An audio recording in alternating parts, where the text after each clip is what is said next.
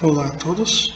Na aula passada nós iniciamos o primeiro tópico de eletrostática, que era o tópico de carga elétrica, que nada mais era do que uma revisão do que vocês viram no ensino médio. Vimos ali os processos de eletrização, tanto por fricção quanto indução. Vimos a definição da lei de Coulomb e encerramos o tópico anterior com a discussão de quantização e conservação de carga elétrica. O que nós podemos agora levantar como questionamento é o seguinte: como que um próton positivamente carregado, diante de outro próton positivamente carregado, decide se afastar? Ou como um próton positivamente carregado decide se aproximar de um elétron negativamente carregado?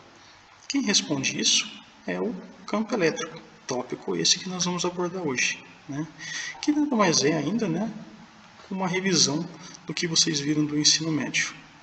Porém, na aula de hoje nós já vamos começar a trabalhar com alguns pontos ligados à física 3 de fato.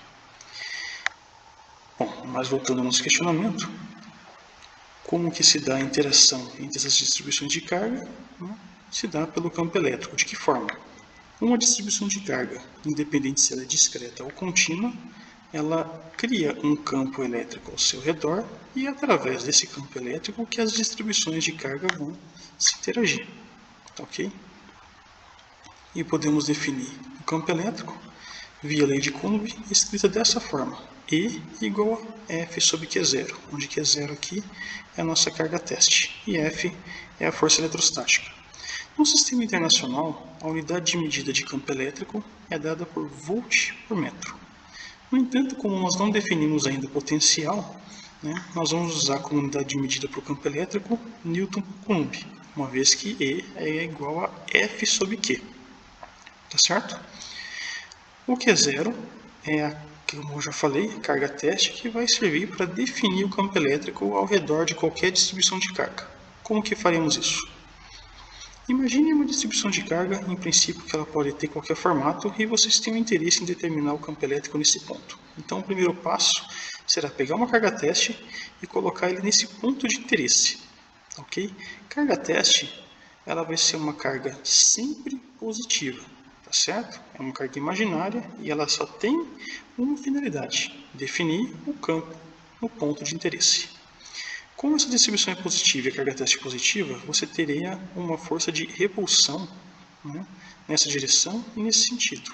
E, como vocês viram, campo elétrico e força são dois vetores paralelos. Tá? O que vai definir se o campo tem o mesmo sentido ou não da força vai ser a distribuição de carga que você estiver levando em consideração, o sinal dela. Como essa aqui é positiva, o campo tem a mesma direção e sentido da força de repulsão.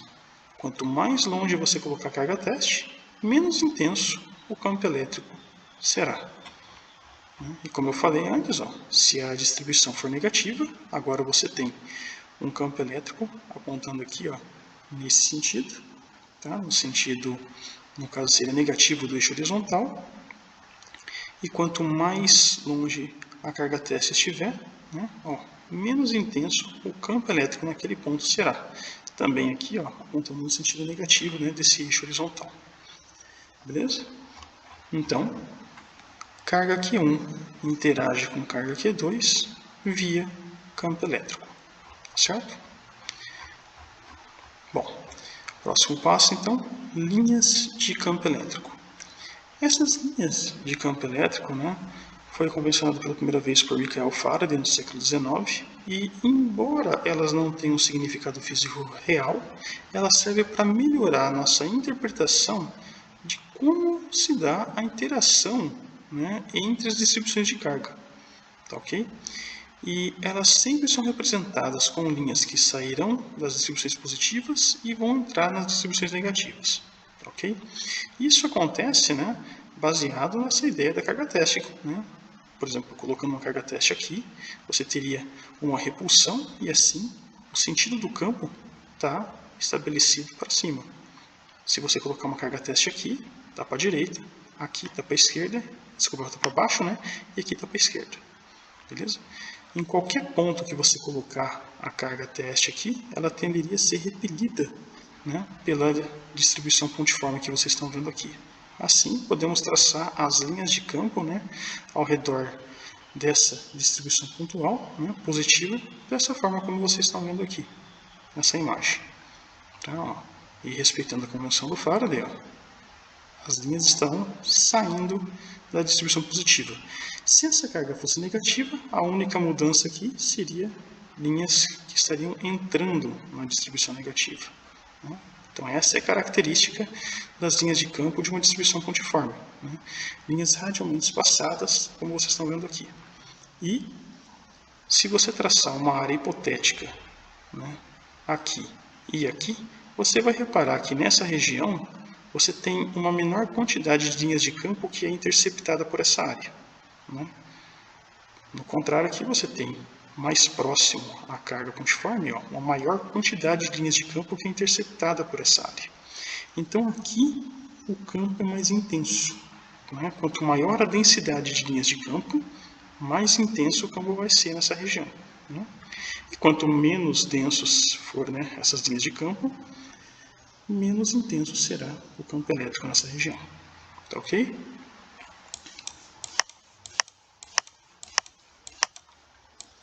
Agora vamos imaginar uma chapa infinitamente grande, né? E aqui, como vocês podem ver, carregada uniformemente. Temos aqui uma distribuição positiva. Eu deixei ela tracejada, né, essa superfície, para dar aquela noção que ela continua, né, para todos os lados, né, para cima, para baixo, para a direita, para a esquerda. A distribuição de linhas de campo nesse caso será linhas perpendiculares à placa, paralelas entre si e saindo da distribuição positiva. Tá? Como que a gente consegue enxergar isso? Imagina o seguinte, você quer determinar então um campo nesse ponto, você colocou a nossa carga teste aqui. Tá? E eu vou pegar um pedacinho da distribuição. Esse pedacinho aqui, positivo, vai gerar um campo elétrico que vai apontar nessa direção, correto? Já que a carga teste aqui é positiva, essa distribuição é positiva, você teria a repulsão. Então temos aí a direção e o sentido do campo elétrico. De forma simétrica, né, para o lado oposto aqui, se você pegar esse pedacinho positivo, você vai ter uma repulsão da carga elétrica para cá, então temos a direção e o sentido desse campo assim. Reparem que esses dois vetores aqui, campo elétrico, as projeções deles ao longo do eixo vertical, né, se cancelam, mas elas se somam ao longo do eixo horizontal. Então, como essa chapa é infinita, essa configuração que você está vendo aqui, ela é a mesma para qualquer ponto que você pegar ao redor dessa distribuição superficial positiva aqui. Tá ok? Então, como vocês podem ver, ó, só sobrevive, né, a contribuição que é perpendicular à chapa. Tá ok? Por isso temos essa configuração para uma chapa infinitamente grande.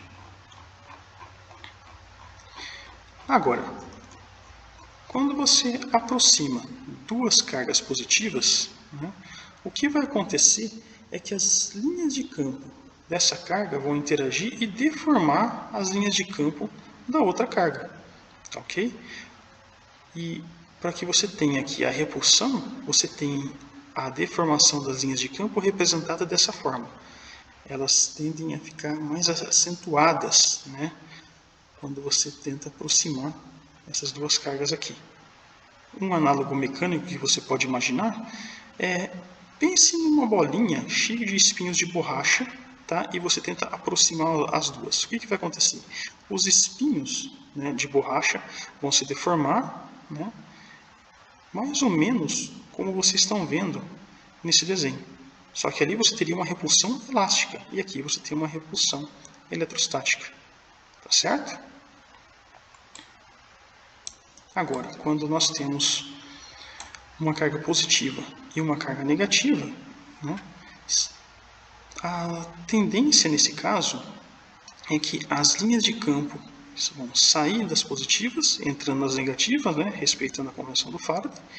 Só que, por exemplo, essa linha aqui que tenderia a seguir para cá, reto aqui, ela tende a ser atraída pela carga negativa. Essa linha que tenderia a sair reto aqui, ó, ela é atraída pela carga negativa. tá certo?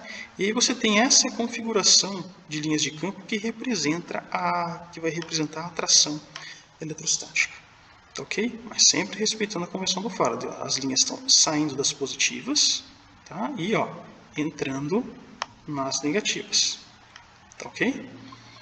Essa configuração de cargas, uma positiva e uma negativa, é conhecido como momento de dipolo elétrico, onde a definição algébrica está escrita aqui, P igual a Q vezes D, onde Q é a carga e D é a distância de separação entre as duas cargas, né, nesse dipolo, beleza? Logo nós vamos encontrar de onde vem essa equação.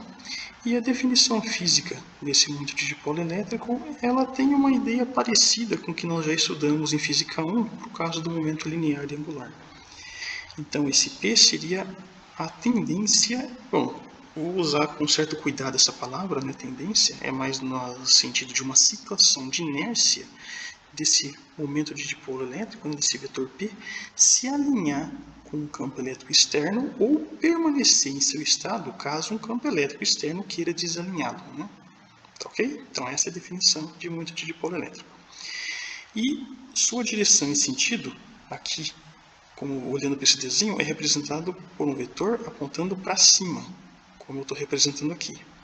No primeiro momento, se você bater o olho nessa figura, somos levados a acreditar que ele deveria ser para baixo, né? Porque olhando para a região entre as duas cargas, você tem as linhas apontando aqui para baixo. Mas, para o momento de dipolo elétrico, no geral, nós sempre temos interesse em lidar com pontos, né, muito distantes em relação à distância de separação entre essas cargas. Quando você leva isso em consideração, olha só, você tem aqui linhas que estão subindo, né, olhando para a parte externa aqui do dipolo, tá? Subindo aqui e continuam subindo quando você olha aqui para cima.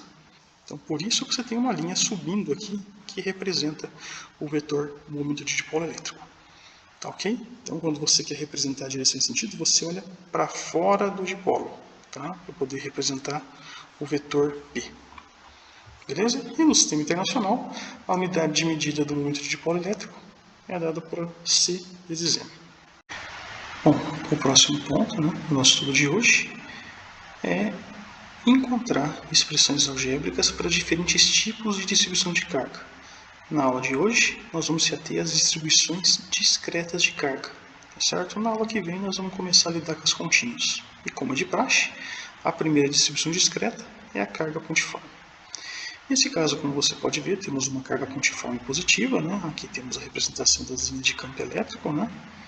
E queremos determinar o campo elétrico nesse ponto. O primeiro passo, pegamos a carga teste e colocamos nesse ponto, onde queremos determinar o campo elétrico. E aí você teria a força de repulsão, né, apontando no sentido positivo do eixo horizontal, e assim temos também o campo elétrico, nessa direção e sentido. A carga teste é situada a uma distância R, né, em relação à carga pontiforme. Essa força, né, de repulsão, dada pela lei de Coulomb, é representada aqui dessa forma, 1 sobre 4πε0, Q vezes Q0, né, carga pontiforme vezes carga teste, sobre R quadrado. Ok? A definição de campo elétrico em termos da lei de Coulomb, aqui sem levar em consideração a ação vetorial, é escrita dessa forma. Então, substituindo esse F aqui dentro, você tem um E igual a 1 4πε0, Q vezes Q0, né, sobre Q0 R quadrado, que está aqui. Q0 simplifica com Q0, e olha só, temos aí a expressão para o campo elétrico, né, dada por uma carga pontiforme, dessa forma, E igual a 1 sobre 4πε0, Q sobre R quadrado. Como eu falei para vocês, né, a carga teste é uma carga imaginária, razão pela qual ela não aparece na definição de campo elétrico, como vocês estão vendo aqui. Tranquilo? Agora, essa expressão aqui é quando você está levando em consideração uma única carga pontiforme. E quando você tem N cargas pontiformes. Como nós estamos lidando com uma distribuição discreta de cargas, ou seja, centros isolados de carga discretamente posicionados no espaço, como vocês estão vendo aqui. Temos aí carga Q1, Q2, Q3, Q4, Q5 e assim por diante. Vocês querem determinar o campo nesse ponto aqui. Então, o primeiro passo é você colocar a carga teste, bem aqui, calcular o campo elétrico, né? A interação de Q1 sobre esse ponto, Q2 sobre esse ponto, Q3 sobre esse ponto, separadamente e depois somar todas as contribuições. Em outras palavras, estamos usando o princípio da superposição para o caso discreto. Tá certo? Então está aqui, ó, a carga aqui é zero. Então vamos levar em consideração essa primeira interação e vamos somar com essa interação, depois somar com essa interação, depois somar com essa interação. E assim podemos escrever uma expressão, né, do campo elétrico, né, devido a n cargas assim. Definição de campo elétrico, F0 sobre Q0, né, onde F0 nada mais é do que a soma da interação entre a carga multiforme 1 e a carga teste, com a 2 com a carga teste, a 3 com a carga teste e assim por diante. Né? E n carga teste seria o n quantas cargas o teu sistema possui. Então, F01 sobre Q0, o Q0 que você tinha no numerador simplifica com o denominador e você tem o E1. Né? Mesma coisa para o F02, F03 e assim por diante. Assim, E é igual a E1 mais E2 mais EN. Temos aí uma equação, o princípio da superposição para o caso discreto, que pode ser reescrita de uma forma mais compacta, né, e do ponto de vista matemático mais elegante, em termos de somatória, como vocês estão vendo aqui. Então está aí o princípio da superposição, o princípio da superposição para o caso discreto, né, ligado ao campo elétrico. Ok? Vamos fazer um exemplo, né, para reforçar esse conceito. Então está aqui, ó. Esse exemplo, uma figura que eu desenho aqui para vocês, mostra uma carga de mais 8Q na origem de um eixo X e uma carga menos 2Q a uma distância L. Em que pontos o campo elétrico resultante devido a essas duas cargas é zero? Bom, aqui nós podemos testar usando a carga teste e determinar em que região o campo elétrico resultante vai ser zero. Se você colocar a carga teste aqui entre as duas cargas, né, você vai reparar que o campo não vai ser zero, porque olha só, devido à carga positiva 8Q, você vai ter uma repulsão para a direita e você vai ter uma atração da carga teste aqui para a direita devido à carga 2Q. Então, ó, você tem os dois vetores campo na mesma direção e sentido.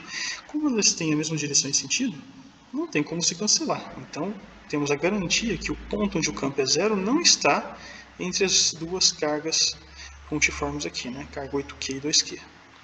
Se você colocar uma carga teste do lado esquerdo da positiva, né, repara o seguinte, você tem uma carga grande, tá certo? Que geraria um campo elétrico grande aqui. Além disso, olha só, a distância entre a carga teste e a carga 8Q é pequena. Ou seja, quanto menor a distância, maior o campo. Então você teria um campo ainda mais intenso, apontando para a esquerda aqui, né? Repulsão da carga positiva com a carga teste positiva. Em contrapartida, se você levar em consideração agora a carga 2Q, ela tenderia a atrair o Q0. Só que olha só, a carga 2Q ela é pequena, te daria um campo fraco, não é? Além disso, olha a distância. A distância é grande. Quanto maior a distância, menor o campo elétrico. Então você teria ainda um campo devido à carga 2Q, apontando para a direita, menor. Então não tem como esses dois campos aqui se cancelar. Tá certo? Agora, olhando para o lado direito da carga 2Q, se você colocar uma carga teste aqui, repara que devido à carga 8Q ser grande, você teria um campo grande, apontando para a direita, no sentido positivo do eixo X. Mas como a distância é grande, né, quanto maior a distância, menor o campo, então aí o campo resultante seria um campo médio, apontando para a direita. Já para a carga 2Q, você tem um campo, né, devido à carga 2Q, devido a essa carga pequenininha, você teria um campo pequenininho apontando para a esquerda, né, atração, né, de Q0 em relação a 2Q. Mas olha só a distância. A distância também é pequenininha. Quanto menor a distância, maior o campo. Então, você também vai ter um campo médio. Então, sabemos que o ponto onde o campo vai ser zero vai ser ao longo do eixo X aqui, ó, e do lado direito da carga 2Q. Se você sair do eixo, colocar um ponto aqui, por exemplo, você teria, devido à carga 8Q, um campo elétrico que apontaria no sentido sudeste, tá vendo? Como vocês estão vendo aqui. Né? E devido à carga 2Q, no sentido nordeste. As contribuições ao longo do eixo vertical poderiam até se cancelar em algum ponto aqui, mas olha o que acontece ao longo do eixo horizontal. Elas se somariam. Okay? Então é só nessa região aqui que o campo elétrico ele vai se anular. Sabemos então, ao longo do nosso diagrama, né, onde o campo se anula. Então eu vou chamar essa distância de x, né, a distância onde você colocou a carga teste em relação à carga 2Q. Sabemos que a distância entre as duas cargas é L. E agora podemos usar o princípio da superposição para achar quem é esse x em termos de L. Então, está aqui o primeiro ponto de partida, né? O princípio da distribuição por caso discreto ligado a campo elétrico é igual à somatória do I indo de 1 até N igual a 2 e I. Como os campos se anulam aqui ao longo do eixo X, então eu vou sair da notação vetorial e trabalhar só com o eixo X. Então nós teríamos ali EX igual a somatória de I igual a 1 até N igual a 2 e EXI. Repare então que nós temos, olha só, o E8Q está apontando no sentido positivo e o E2Q apontando no sentido negativo. Por isso, mais E8Q menos E2Q. E isso tem que ser igual a zero, segundo o que o livro nos deu. Ok? Passo o E2Q para o outro lado. E8Q é igual a E2Q. Então agora vamos abrir esses dois termos. E8Q é igual a 1 4 y0 8Q sobre a distância ao quadrado entre a carga 8Q e a carga teste, né, que nada mais é do que L mais X, né, que é toda essa distância aqui, né, aqui da carga teste, né, igual a 1 4 y0, né, 2Q sobre x quadrado, né, onde x é a distância entre a carga 2Q e a carga teste. 1 4 y0 simplifica aqui, esse Q simplifica aqui, e aí temos 8 sobre L mais x quadrado igual a 2 sobre x quadrado. Como queremos encontrar o x, basta tirar a raiz dos dois lados. Então, raiz de 8 é 2 raiz de 2 está aqui. E simplificou os quadrados aqui no denominador, né, desses dois termos. Raiz de 2 simplifica com raiz de 2. Então, temos 2 sobre L mais x igual a 1 sobre x e isola o x. 2x igual a L mais x, x igual a L. Então está lá. O campo elétrico vai se anular a uma distância L da carga menos 2Q e uma distância 2L da carga 8Q. Tá certo? Como eu sempre foco nessa parte, a linha mais importante aqui desse exercício é essa daqui. Ó. Nessa linha, repara, você está demonstrando que entendeu para onde apontam os vetores, né? O vetor E8Q e o vetor E2Q, em comparação com o seu diagrama. Tá? Você está relacionando com o seu diagrama corretamente. E nós não estamos levando em consideração os sinais das cargas aqui, né? Nem aqui nem aqui, porque nós já usamos o sinal das cargas para nos dizer para onde apontam os dois vetores, o E2Q e o E8Q. Tá certo?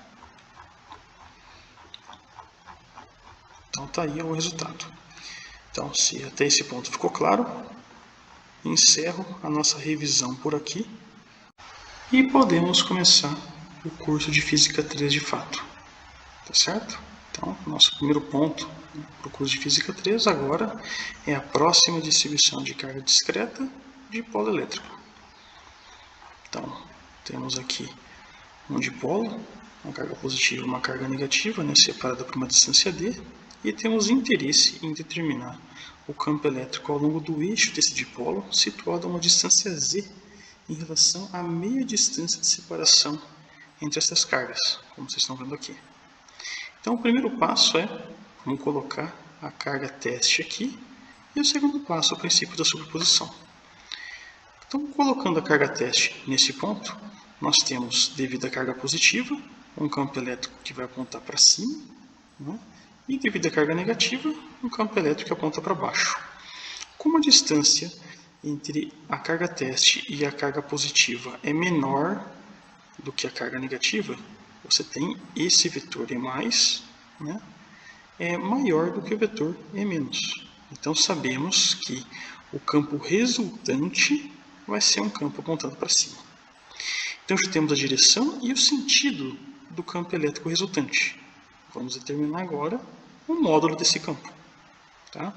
Então temos aqui a distância entre a carga positiva e a Q0 estou chamando de R+, e da carga negativa a Q0 estou chamando de R-.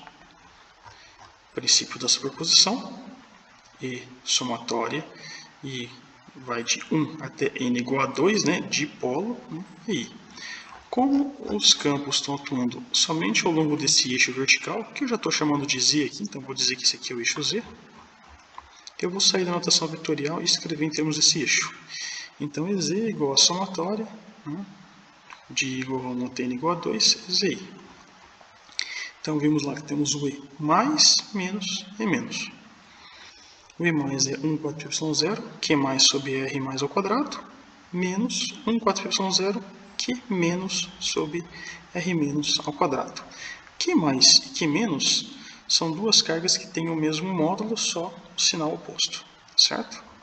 Podemos então deixar em evidência o Q, né? Vou chamar Q mais e Q menos, que é igual a Q, deixar em evidência aqui, e posso deixar em evidência o 1 sobre 4y0, como vocês estão vendo aqui. Eu não sei quem que é R mais e quem que é R menos, eu sei quem que é Z e D. Mas posso escrever o R mais e o R menos em termos de Z e D. Né? R mais vai ser quem? Vai ser Z menos metade de D. E o R menos vai ser Z mais metade de D. Por isso temos aqui, para carga positiva, né, 1 sobre Z menos D sobre 2 ao quadrado, menos 1 sobre Z mais D sobre 2 ao quadrado. Beleza? Se as distâncias Z e D tivessem mais ou menos a mesma ordem de grandeza, o problema teria terminado nesse ponto. Mas, como eu comentei com vocês, quando estamos lidando com dipolo, o ponto de interesse em geral é muito maior do que a distância de separação entre elas. Tá certo? E quando fazemos esse limite, né, de Z muito maior do que D, para simplificar essa análise, eu vou deixar o Z aqui em evidência para vocês verem o que acontece. Deixando o Z em evidência aqui, nesse denominador, teríamos assim, né? Colchete Z vezes 1 menos D sobre 2Z, tudo isso elevado ao quadrado. Se você pegar esse Z e multiplicar aqui, você volta a ter o que tinha antes. Eu faço a mesma coisa com esse termo. Tem um Z aqui, né, vezes 1 mais D sobre 2Z, tudo isso elevado ao quadrado. Z ao quadrado, Z ao quadrado, eu posso deixar em evidência e tirar aqui da chave. Então fica Q sobre 4y0z quadrado, 1 sobre 1 menos D sobre 2z ao quadrado, menos 1 sobre 1 mais D sobre 2z ao quadrado. Agora, pessoal, olha só. O que acontece quando Z é muito maior do que D? Se Z é muito maior que D aqui, esse termo aqui tende a zero, não é? Você tem uma coisa pequena dividido por uma coisa muito grande. Esse termo aqui tende a zero. E a mesma coisa aqui. Então você teria 1 sobre 1 menos 1 sobre 1. Isso daria zero. Então, olha só, temos um problema. Nós queremos encontrar um valor para o campo elétrico dentro desse limite aqui ainda, né, quando Z é muito maior do que D. Então, qual vai ser nossa estratégia, né, para contornar essa situação? O que nós vamos fazer vai ser o seguinte, nós vamos pegar esses termos que estão zerando, nós vamos quebrar esses termos em infinitos outros termos, tá certo? Pegar somente o que a gente precisa e abandonar o resto. Em outras palavras, o que nós vamos fazer vai ser um desenvolvimento em série.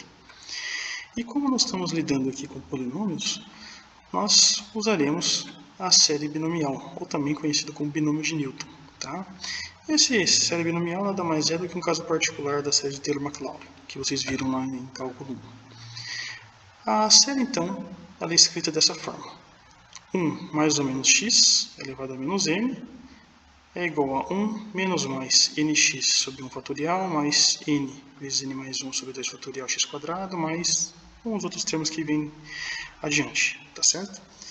A condição para se usar essa série é essa aqui, x muito menor do que 1. Tá? Então a primeira coisa que a gente precisa fazer é deixar esses dois termos com essa cara aqui. E isso, na verdade, é bem simples de fazer. Basta pegar esses dois termos do denominador e passar para o numerador. E aí, nesse caso, olha só, temos aí, né, o EZ que é sobre 4πy0z², né, 1 menos d sobre 2d. Agora temos menos 2, né, elevado a menos 2, e 1 mais d sobre 2z elevado a menos 2. Esse tipo de desenvolvimento em série é mais comum no nosso dia a dia do que vocês imaginam. Por exemplo, todos vocês já viram aqueles CDs de músicas, né, que no geral cabem em torno de umas 20 músicas ali dentro, correto? E o formato do arquivo, né, de música no CD comum é no formato WAV.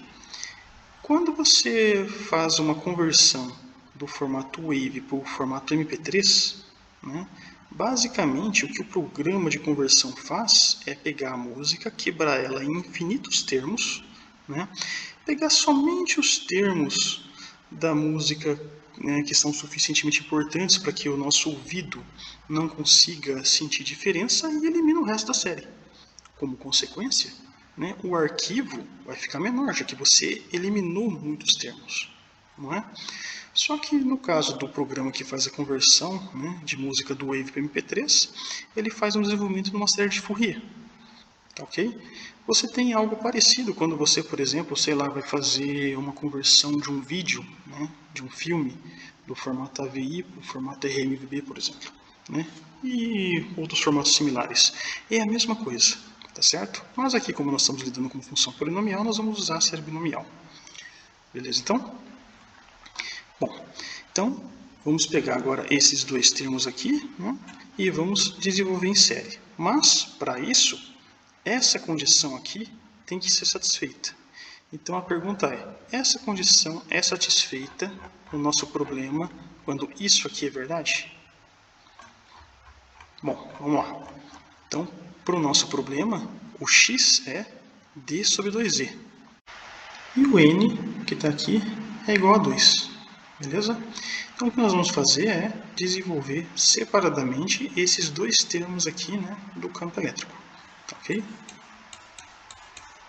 Então, olha só. Temos aqui novamente a série binomial, né, onde o primeiro termo, né, da série é 1. Então, para o primeiro termo do campo, eu vou colocar 1 menos, para o segundo termo do campo, né, vou colocar 1 também. Então, reparem que nós temos aqui, ó, 1 menos 1. Esses dois termos simplificam. Então, o nosso campo ainda está zerando. O que a gente faz nesse caso? Passa para o segundo termo da série. Então, para o segundo termo, nós temos aqui, ó, quando é mais menos, aqui fica menos mais. Então, recapitulando ali, ó, nós temos para o primeiro termo o sinal negativo do campo elétrico, né? E o segundo termo do campo elétrico, ó, é positivo.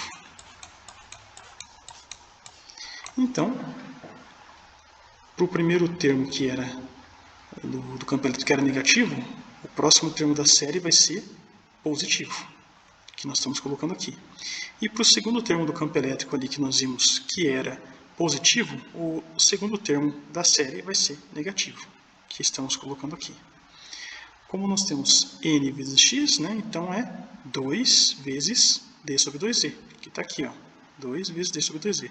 E a mesma coisa você faz com o segundo termo do campo elétrico, né, ó, n vezes x, 2 vezes d sobre 2z. Bom, mais 2d sobre 2z menos com menos, mais 2d sobre 2z, reparem que você não está mais zerando algebricamente, né, o desenvolvimento em série que nós fizemos aqui.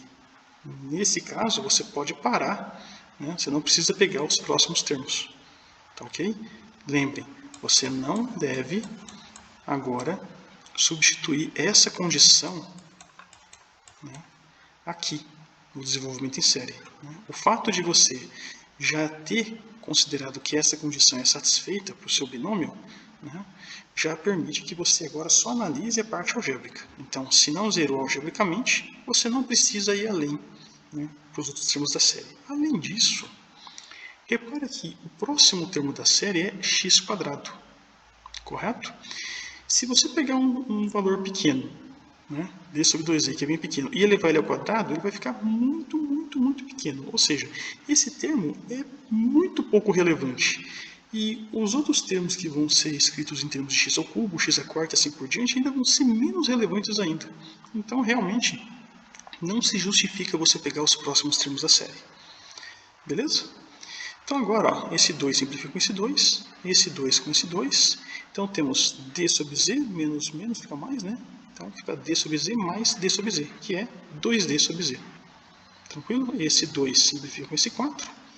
Então temos a expressão do campo como ez igual a q sobre 2πy0, d sobre z ao cubo. Aqui está o módulo do campo elétrico, né? Como nós vimos, o campo elétrico está escrito apenas ao longo do eixo z. Para escrever a forma vetorial, basta multiplicar pelo vetor correspondente, que é o nosso e de z aqui. Então temos ez vezes e de z igual a q sobre 2πy0, d sobre z ao cubo e de z. Contração de notação aqui, né, do módulo com a direção, permite escrever o e-vetor. E a mesma coisa podemos fazer com d. Ó. Contração de notação do módulo d com e de z, podemos escrever o d-vetor. E aí, como eu falei para vocês, reparem o que nós escrevemos aqui. Ó. Q vezes d-vetor. Esse termo aqui destacado é nada mais, nada menos que o momento de polo elétrico, que nós havíamos conversado ali atrás. Tá? Então está aí a forma final do campo elétrico, na sua forma vetorial, né, de um dipolo, onde o ponto de interesse está ao longo do eixo do dipolo. Reparem nesse resultado. Ele varia com o inverso do cubo da distância, ou seja, por um dipolo, quanto maior for a distância em relação ao dipolo, mais rápido o campo fica, menos intenso, não é? E isso acontece porque, se você comparar com a carga pontiforme, porque agora, olha só, você tem uma briga entre esses dois vetores que quando você lidava só com a carga pontiforme, você não tinha. A carga pontiforme ela variava com o inverso do quadrado da distância, né? E esse aqui é com o inverso do cubo da distância, ou seja, esse aqui vai ficando menor mais rápido do que da carga pontiforme, exatamente por causa dessa briga que você tem agora. Tá certo? Beleza. Vamos fazer agora um outro exemplo também de dipolo, só que agora o ponto de interesse para encontrar o campo elétrico não está mais ao longo do eixo do dipolo, e sim num ponto equidistante às duas cargas, ou seja, a mesma distância. Então, o primeiro passo vai ser colocar a carga teste aqui, né? E aí o segundo passo vai ser usar o princípio da superposição. Nesse ponto, né, a carga positiva vai gerar um campo elétrico que aponta aqui para o nordeste, né, que eu estou chamando de E+, e a carga negativa vai gerar um campo elétrico nesse ponto, que aponta para o sudeste, que eu estou chamando de E-. Repare que ao longo do eixo vertical, as contribuições vão se simplificar, né, vão se cancelar, mas vão se somar ao longo do eixo horizontal. Para o nosso referencial, eu coloquei o eixo X no horizontal e o eixo Y no vertical. Tá certo? Então sabemos já, olha só, a direção e o sentido do campo resultante. É no sentido positivo da direção X. E agora vamos encontrar um módulo, e para isso vamos usar o princípio da superposição para o caso discreto. Temos então E igual a somatória de I igual a 1 até N igual a 2, né? 2 porque é dipolo, e I. Para sair da notação vetorial, eu vou abrir nos dois eixos, né? No eixo Y e no eixo X. Né? Só para reforçar então no eixo Y, né? Que nós vimos que vai simplificar as duas contribuições, você teria EY igual a somatória de I igual a 1 até N igual a 2 EI, né? Onde nós teríamos E mais seno de θ, né? Menos, essa contribuição negativa aqui, e menos seno de θ, onde o θ aqui vai ser esse ângulo, né? Nós temos o ângulo aqui e o ângulo aqui. Como nós temos E mais seno de θ menos E menos seno de θ, e os módulos de E mais e E menos são iguais, esses dois termos simplificam, o EY de fato é igual a zero. Já para o EX, né, temos EX igual a somatória de I igual a 1 até N igual a 2, novamente, né, e I. E aí temos E mais cosseno de θ, né, mais E menos cosseno de θ. Né? As duas contribuições estão na mesma direção e sentido. Como o módulo de E mais é igual ao módulo de E menos, né, uma vez que as duas cargas estão à mesma distância do ponto de interesse, podemos fazer, por exemplo, 2 vezes e cosseno θ. Né? E chamar, no lugar de mais e menos, vou chamar só de e, que está aqui. Beleza? Bom, cosseno de θ é cateto adjacente por hipotenusa. Né? O nosso L aqui vai ser a hipotenusa desse triângulo retângulo que vocês estão vendo aqui. Então, nós temos o cateto Y, né? E o cateto D sobre 2. Então, a hipotenusa vai ser igual a raiz de y² mais D sobre 2 ao quadrado, que é D ao quadrado sobre 4, que está aqui. Ó. Então, L é igual a raiz de y² mais D² sobre 4. Né? E esse ângulo θ aqui, né, é igual a esse ângulo θ aqui. Então, cateto adjacente é D sobre 2, hipotenusa é L. Assim, cosseno de θ é D sobre 2 sobre raiz de y² mais D² sobre 4. Substituindo aqui, né, e abrindo o termo para campo elétrico, temos, né, 2 vezes 1 sobre 4πy0, que, né, sobre L ao quadrado. Então, L ao quadrado ficou simplesmente como y² mais D² sobre 4, vezes D sobre 2, vezes raiz de y² mais D² sobre 4. Né? Como a distância entre a carga e o ponto de interesse aqui é L, e L estava em raiz, quando você levou ao quadrado, né, cortou a raiz aqui. Então, temos aqui esse argumento elevado a 1, vezes esse argumento elevado a meio, né, que fica argumento elevado a 3 meios. Tá certo? E olha só, aparece novamente aqui o Q vezes D, que é o aumento de dipolo, que eu já vou escrever como P aqui. Tá certo? E aí, novamente, se as distâncias y e d fossem da mesma ordem de grandeza, esse resultado estaria pronto nesse ponto.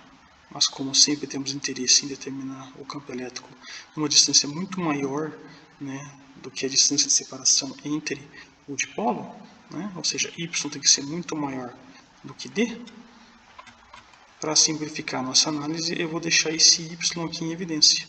Então, aqui ficou y², né, vezes 1 mais D² sobre 4y², né, tudo isso elevado a 3 meios. Repare que se eu pegar esse y² e multiplicar aqui, eu volto a ter esse termo que eu tinha antes. Ok? E aí, esse y², esse 2 simplifica com esse 2, fica y³ que eu posso deixar em evidência, como eu fiz aqui.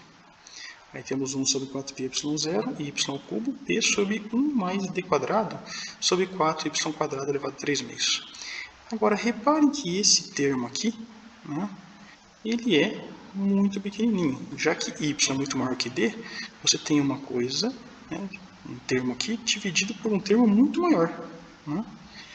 Então, você tem um valor pequenininho e olha só, esses dois termos estão ao quadrado, ou seja, é muito, muito, muito pequenininho. Esse termo aqui praticamente é zero. Tá certo? E repare que esse termo aqui zerando não zera o seu campo.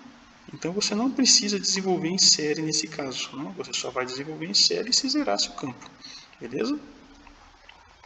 Então esse termo aqui tendendo a zero, o resultado para o módulo do campo elétrico, né, num ponto equidistante, né, ao dipolo, que é esse ponto aqui, pode ser escrito como Ex igual a P sobre 4πy0 y³, que para escrever na sua forma vetorial, basta multiplicar pelo vetor correspondente, E de x.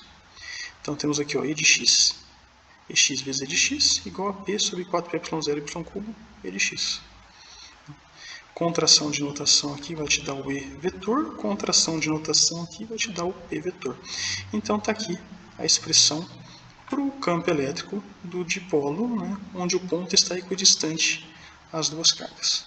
Tá certo? E reparem, como é de praxe, né, a gente tem que fazer essa comparação. Reparem aqui que esse campo também varia com o inverso do cubo da distância. Ou seja, embora o resultado não seja exatamente igual, ele varia da mesma forma. Isso sugere que qualquer ponto que você pegar aqui ao redor do dipolo, ele vai variar, né, com o inverso do cubo da distância. Tá ok? Mesmo que a expressão não seja exatamente igual, né, ela vai variar da mesma forma. Tranquilo então, pessoal? Bom, então a aula de hoje eu vou encerrar por aqui, já que essa aqui era a última carga discreta que a gente pensou em trabalhar, né? Tem mais exemplos aí para fazer no livro, né? Eu fiz aqui alguns com vocês. Tem alguns aí do livro que vocês podem fazer. Eu pedi que vocês os fizessem, tá certo? E ficamos por aqui. Até a próxima.